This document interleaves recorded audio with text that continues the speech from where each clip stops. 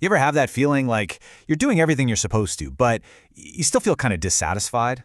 Well, today we're going to dig into a really powerful science-backed antidote to that exact feeling, and it all comes down to gratitude. Yeah, it's a feeling we all know. That nagging sense that something's off, That life isn't quite what it's supposed to be. And man, it can really leave you feeling disappointed in yourself. And honestly, is it any wonder we feel this way? I mean, we are constantly being bombarded. Pop culture, social media, it's just this endless stream of the perfect life, the dream job, the perfect soulmate. And the unspoken message behind all of it? If you're not happy, well, you're just not trying hard enough. But what if the solution isn't out there somewhere? What if it's right here, inside us? You see, researchers in fields like positive psychology have been looking into this, and they've found that one of the biggest predictors of happiness, it's not some new product, it's not a fancy routine, it's an emotion that, yeah, it might sound a little cliché. It's gratitude. Okay, before you roll your eyes and dismiss this as just another self-help trend or some, weak sauce, you got to hear this. There is a huge body of scientific work showing that this is actually a powerful biological tool. We're talking about a mechanism that is wired deep into our biology, one that can literally rewire your brain. So to really get a grip on just how powerful this is, we've got to go back, way back. We need to ask a really fundamental question. Why did we evolve to feel gratitude in the first place? Well, the answer probably starts with this idea right here: reciprocity. It's basically a biological signal you can see all over the animal kingdom, and it's all about motivating cooperation. It really boils down to that simple idea: I'll scratch your back if you scratch mine, in exchange for mutual benefit. So for our ancient ancestors, this created this incredible pro-social feedback loop. Think about it. If someone shared their food with you, you'd feel gratitude, right? And that feeling would motivate you to pay them back later. This wasn't just about being fair. It's what forged the social bonds, the friendships, that were absolutely crucial for the survival of the group. So here's the key takeaway. Gratitude? It's not just some nice, warm, fuzzy feeling. No way. It's a deeply ingrained biological mechanism. Its whole job is to encourage us to cooperate and to strengthen our connections with each other. It literally became an evolutionary advantage to play well with others. All right, so that's the why of it. That's the evolutionary backstory. But now, let's get to the how.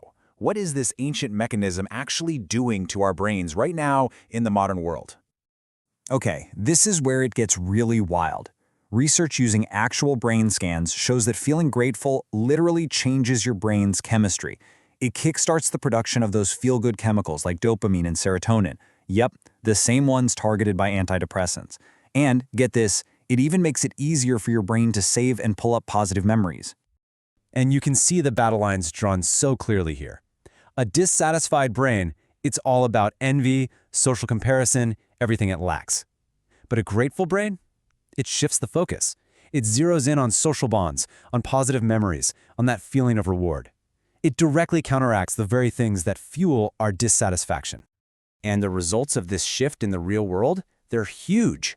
We're talking about people being measurably happier, having stronger relationships, even sleeping better. They become more resilient when bad things happen. And it's not just mental. Studies have linked it to better physical health too, things like lower blood pressure and even less chronic pain. It's amazing. So what's really happening here is that gratitude forces your brain to stop focusing on what's missing and start paying attention to the good stuff you already have. And this kicks off a powerful positive feedback loop.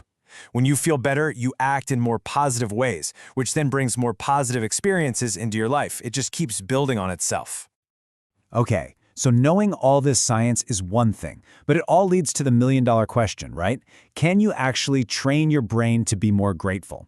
Well, the science is pretty clear on this one. Absolutely, yes. Probably the easiest and definitely the most studied method is the good old gratitude journal. And look, I know, it sounds almost insultingly simple. A couple times a week, you just sit down and write a few things you're grateful for. But here's the thing, study after study shows that people who do this report higher life satisfaction and just feel happier in only a few weeks. It works. But what if that's not even the most effective way to do it? This is what I find so fascinating.